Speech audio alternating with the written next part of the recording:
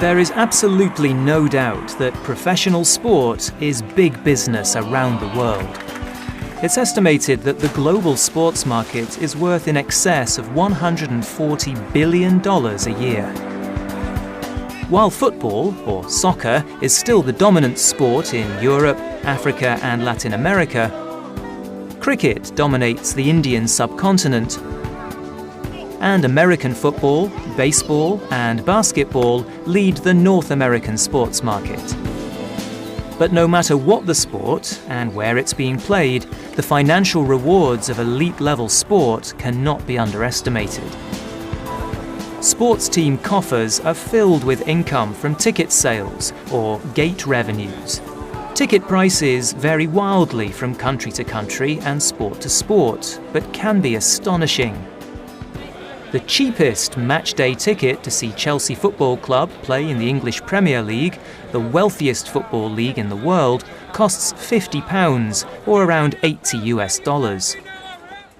Huge sums of money are generated from television and media rights, with millions of fans watching live coverage of matches and tournaments from their homes around the world, and increasingly on the move on their smartphones too.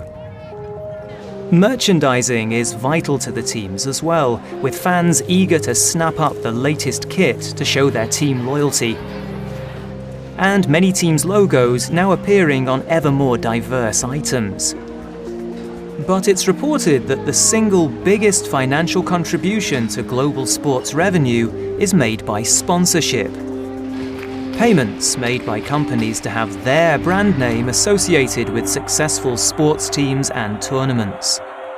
And there aren't just corporate riches on offer. Ultimately, it's the performance of individual athletes that these global sporting brands are built upon. And there's little doubt that the elite few are handsomely rewarded for their sporting prowess, by their club salaries and competition winnings, and by personal multi-million-dollar sponsorship deals. So the allure of such a lucrative, albeit often short-lived, professional sporting career is obvious. These days, it would be fair to assume that as much as any young athlete may strive for the glory of playing for their favourite team, or the honour of representing their country, they're also driven by the potential financial rewards on offer. And more than ever, raw talent and innate ability alone are not going to get you into the echelon of the elite athletes. It requires starting young, training relentlessly, having a dedicated team behind you, and most importantly of all, it now takes science to make it to the top of sport. As world-beating teams like British Cycling know, victory today is all about marginal gains. The team breaks down the sport into its tiniest individual elements, from the design of the helmets to the type of pillow the athletes sleep on and how they wash their hands. Then, using science to help them, they find ways to improve each and every element by just 1%.